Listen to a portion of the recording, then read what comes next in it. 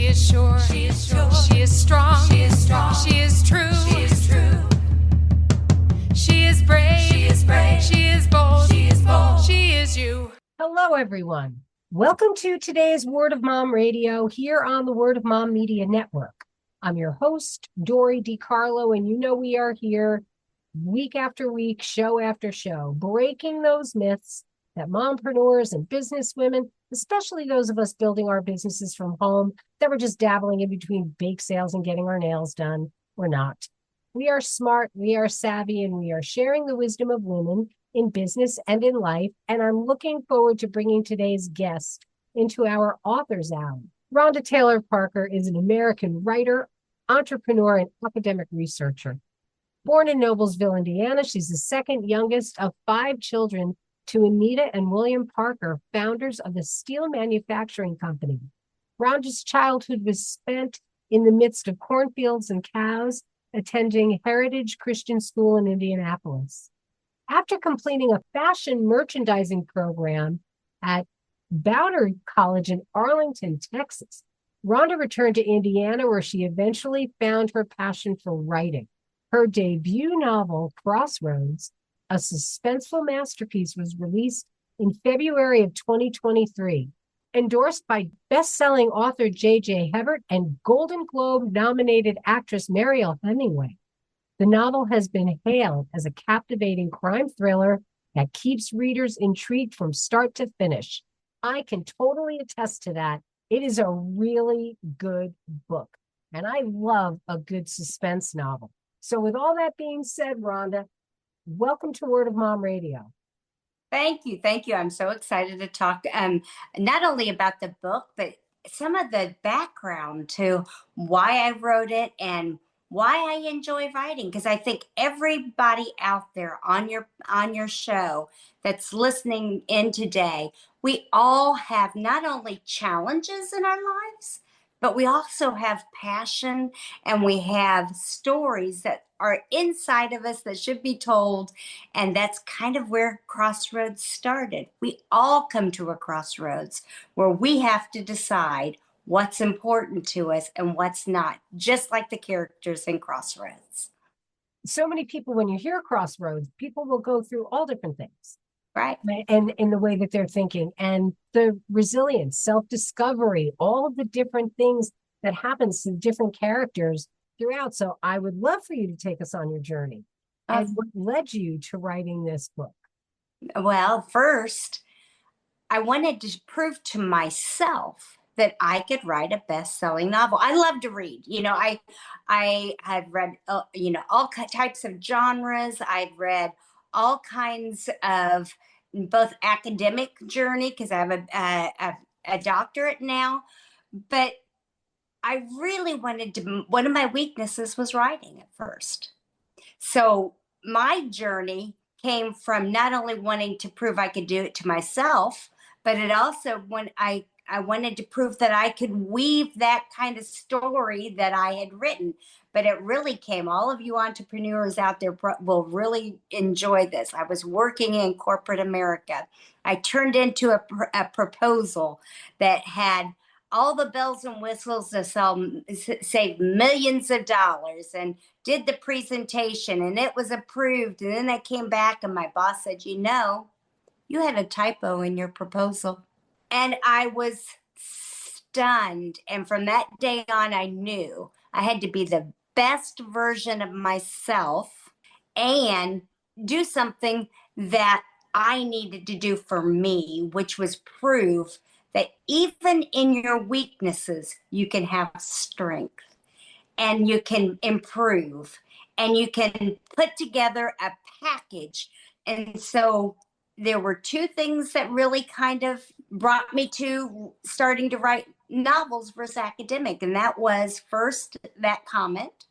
And second, I was working in a community service project, overseeing a crime watch for one of the 6 blocks of Indianapolis that were 6 blocks that were one of the worst, and watching the court cases and talking to the neighbors and figuring out what they thought needed to happen in their neighborhood. And I realized that sometimes our own perspectives of the legal system, of what's fair and what's just and what people need to do really isn't what is happening. Most people are just everyday people trying to survive, and there is no winner or loser in the court system. Everybody really is a loser when you get into those doors, because when you get into those court scenes and you start looking at the young people, the old people, the minority groups, the ones that are in poverty, the ones that have money, and the people that are winning it, when you think winning, you realize for every winner there's a loser, and it's an outcome that changes everybody's life. Wow. So I'm hoping in this that it's bringing conversation, not just about, hey, this is a great thriller, but each book, I'm hoping that it starts having conversations. That could have been me. We've all reached those points. We might have been the knucklehead kid like Billy Knuckles that got in the car and shouldn't have. And maybe it turned out okay for us, but it doesn't turn out okay for everybody.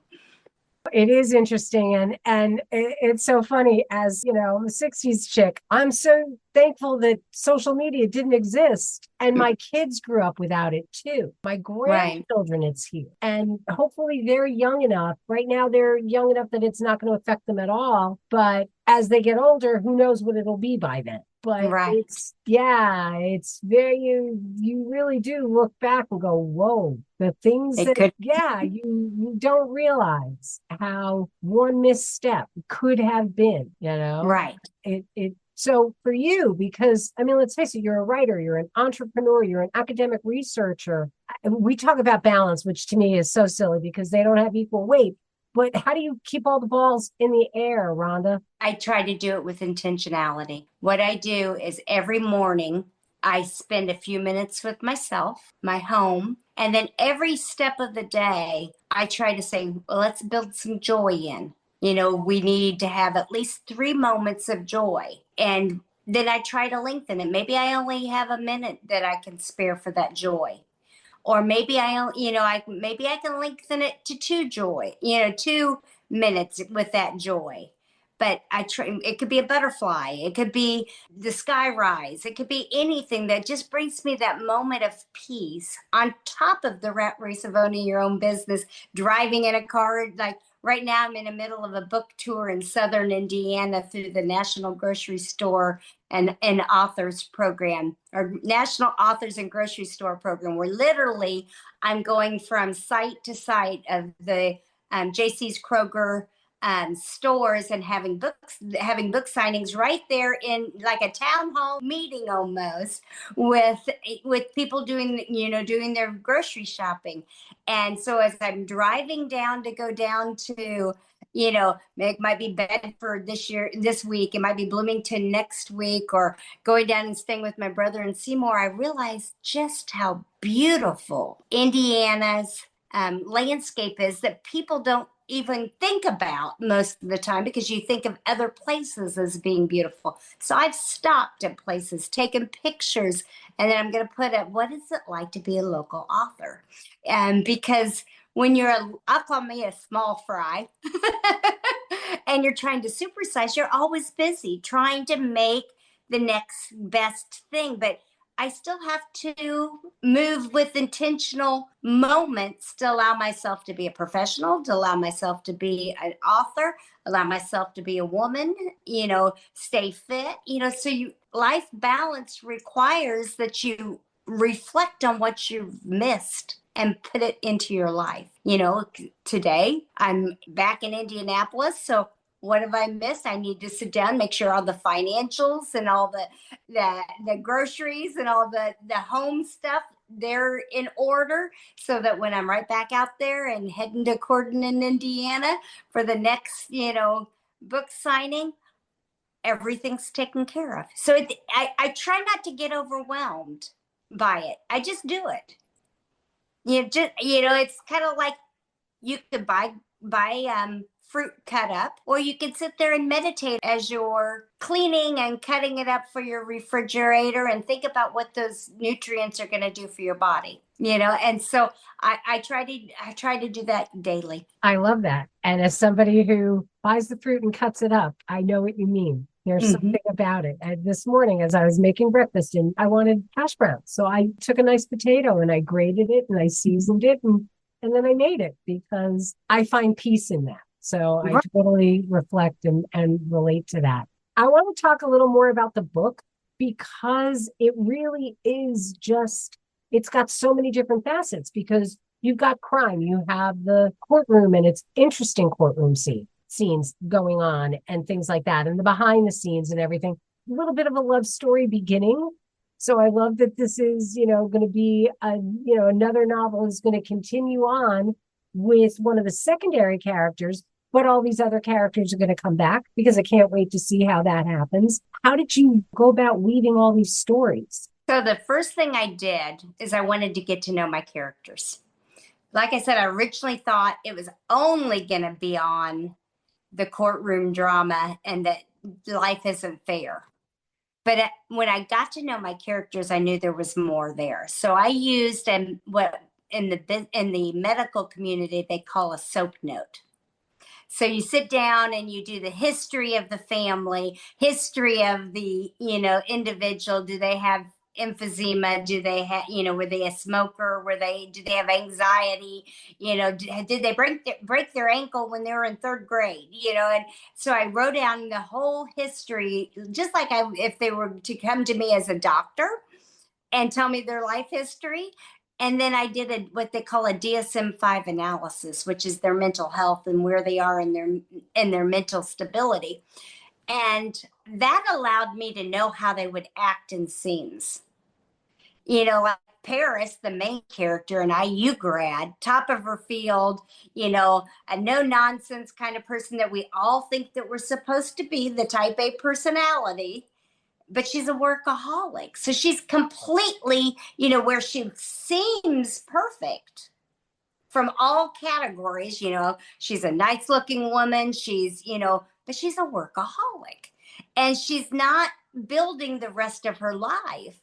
And then you have Dave, the prosecutor, same thing. He's a law and order guy. Everything he thinks of is from this lens of, the Constitution, law, history, everything that, his family stood for, because, he comes from a long lineage of, lawyers. And, so he's out of balance too, in a different way though. So now, anybody that knows a law and order guy, a lot of times it's very hard for them to build relationships because they're so set in right and wrong. And then there's that silly kid that we all look at and think, oh my goodness, he's horrible, but he got in the car with somebody that he shouldn't have, and his parents warned him, quit hanging out with him. He's loyal to his friends, and now he's in trouble. So it's up to us as the readers to say, wait a minute, they all have life balance problems, but they're also in the scenes together. So their thought process and their behaviors are unique to them because their perspective of the whole thing is different, based on what their loyalties are. On that note, I'm telling you, it's a really good book. Think about what Rhonda just said. And we're going to take a quick break, say thank you to our supporters, and we'll be back here in just a moment on Word of Mom Radio. She is brave. She is bold. She is you. And we want to tell your story. Are you ready to share your journey with us on Word of Mom Radio? Go to wordofmomradio.com and register as a guest. We want to tell your story because when you win, we all win. In 2017, Unsilenced Voices was formed to help survivors of domestic abuse and gender-based violence worldwide. The organization currently serves Sierra Leone, Rwanda, Ghana, and the USA. In 2022, Unsilenced Voices gifted over $33,000 to survivors in the USA. And in Sierra Leone, there are over 26 young girls who have been rescued from sex trafficking and domestic abuse and now going through vocational training school in order to better their lives. We need your help. Donations are critical in order for us to continue our work. We also need volunteers to help with research and development. Please visit unsilencedvoices.org for more information. And we're back here with Rhonda Taylor Parker. We are talking about her book, Crossroads, and it's just a really good suspense novel. Interesting characters, lots of subplots going on. And I don't know about you, but I'm always, my Alfred Hitchcock mind, I'm always trying to figure it out. So I love books like this. And I wanted to ask, in writing the main character, Paris, do you find those commonalities in how easy it is to get so wrapped up in your work and the circle of friends that you have that you don't really realize what other stuff is going on around you that you're missing? I think we all do. You know, I would say I relate to every single one of the characters. No, I've never killed anybody, but you know, we all get so mad sometimes where we're wondering. So yes, workaholism. Yeah, I can say it's very, very prevalent in not only in my DNA, but my family's DNA. You know, Indiana is a blue collar type of a culture where work is your identity. So that's kind of where I get it from. But also I would say all of them have a grain of not only me, but almost everybody that reads it, because we go through seasons. And in those seasons, we react differently, we do things differently, and sometimes we go to extremes trying to overcompensate for what we've done in a different season. And I also wanted to explore the three emotions of anger, fury, and envy, which are, to me, even though the setting is 1982, I think that's very relevant to today, because we're all so fascinated with everybody else's life. And so if we really think about it, we get angry if things aren't going our way. You see road rage everywhere. You see, violence different places. And so all three of those emotions, when not kept in check, can cause a crime. Without a doubt. And again, I do think that it is even more prevalent now. Mm-hmm. But again, is it more prevalent now because of social media? You see, this is insidiousness of social media. Somebody says something that's inflammatory, and before people could film it and put it up where it could go viral, it lived and died where it was. Right. Now we are in a world where instantaneously, whatever your message is, gets out, and words matter. It really does. And not only words, but when you try to copy someone else's life because you've seen it, you're destroying yourself. We opened talking about intentionality and how do you keep things balanced. But when we compare, and my dad used to say this when we were young, stop, because there was 5 of us kids, so usually it meant no. When he said, and I hated it when he would say it, because he'd say, stop comparing yourself, because you'd say, oh, I'm one of the youngest ones. So, my sister got to do it, or my brother got to do it.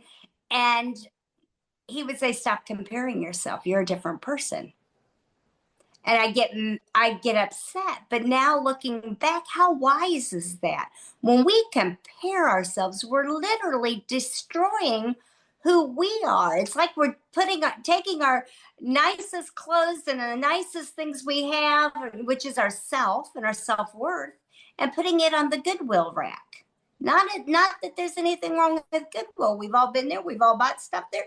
But it's because what we're doing is we're discounting our value of what we think is important and what we can enjoy. And when we discount it, what ends up happening is, just like almost every one of the characters, you've become not only a part of somebody else's life that wasn't intended for it to be your life because you're watching, you're wanting to know what they did next, but you're taking your own life and you've squashed it like a bug and not enjoying it. Where you could have been on your porch watching the chipmunk, or you could have been watching, the cars go by if you live in the city, and wondering, what your next trip would be, and planning for yourself, and enjoying the sounds of the city, because there's something enchanting about the city, even if that's different than living in the country. So no matter where you are in your life, you have to decide. And as Meryl Hemingway said in her YouTube video about Crossroads, even chocolate has an expiration date. So you have to decide what's important to you to thrive. We were talking before we started recording, and you mentioned your life balance journey workbook you have coming out. And I would love for you to share that with us. Oh, sure. So my thoughts on how I want to be known as a writer. Everybody's like, what's your author journey? Why fiction? Why is this? Well, I have workbooks that I've done with my college classes. And I have a life journey workbook and a resilience workbook. But I was like, I really wanted to do the fiction first.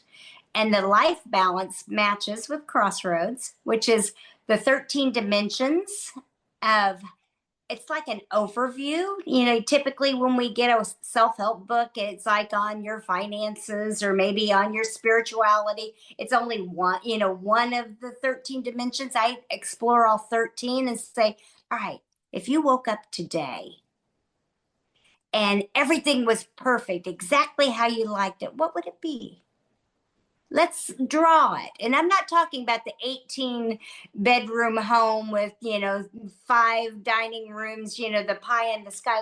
Not that you could never build that. You could, but what's the perfect life for you really? Not what everybody else says we want.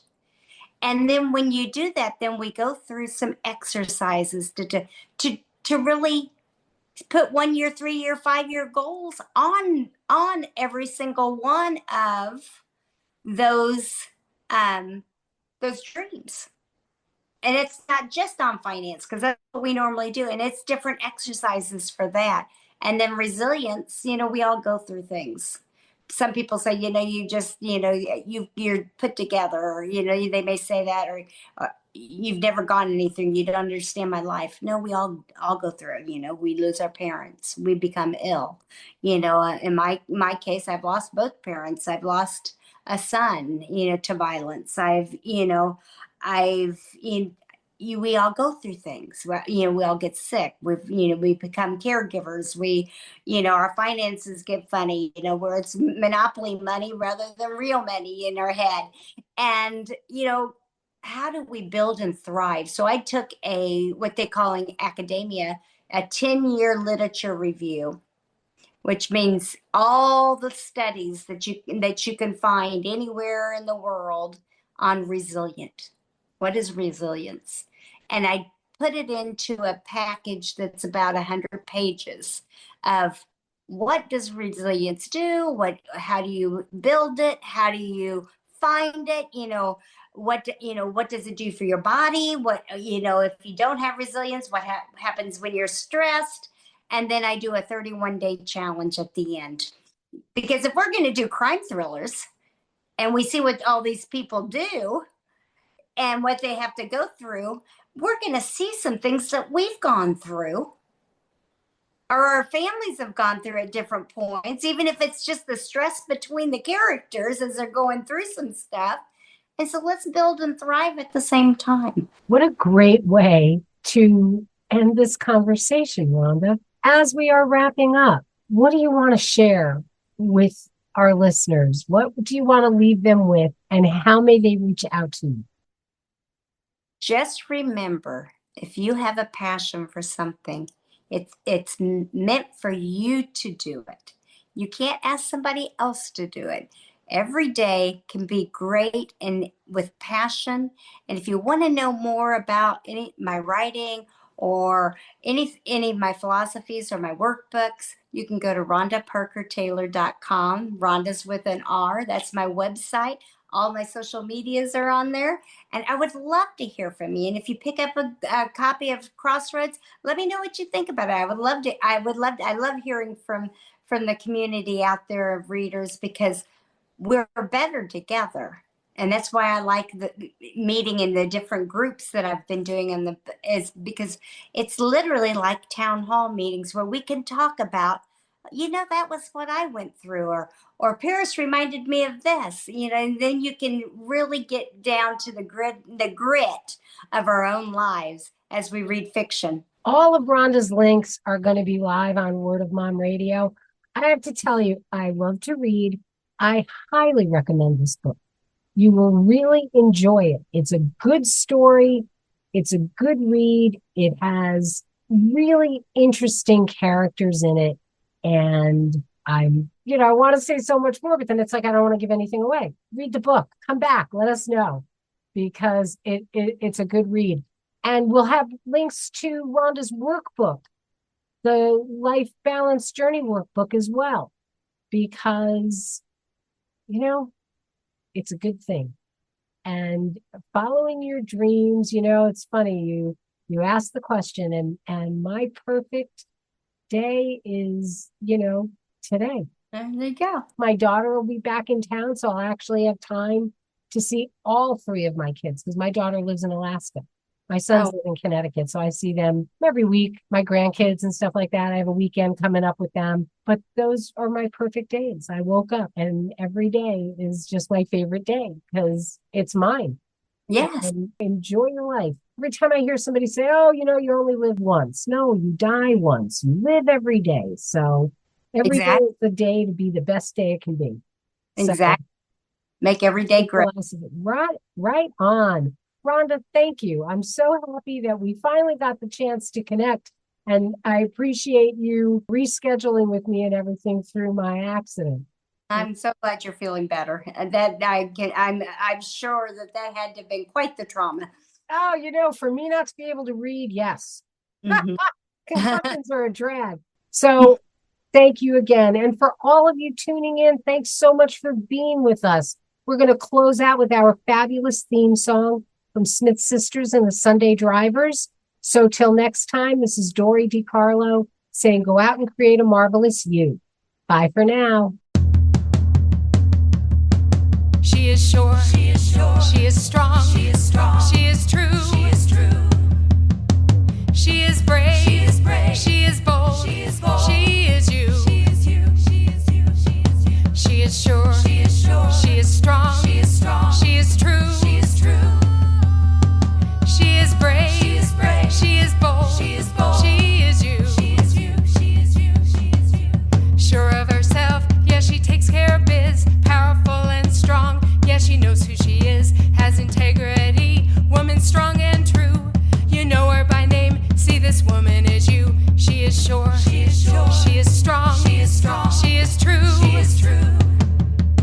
She is brave. She is brave. She is bold. She is bold. She is you. She is you. She is you. She is you. She is sure. She is sure. She is strong. She is strong. She is true. She is true. She is brave. She is brave. She is bold. She is bold. She is you. She is you. She is you. She is you. Adds value and hope. Has proved to be brave. See, it's never too late. Never time to behave. Reaching for dreams. Doesn't matter the age. Believes in herself. Unleashed from her cage. She is sure. She is sure. She is strong. She is strong. She is true. She is true. She is brave. She is brave. She is bold. She is bold. She is you. She is you. She is you. She is you. She is sure. She is sure. She is strong. She is strong. She is true. She is true. She is brave. She is brave. She is bold. She is bold. She is you.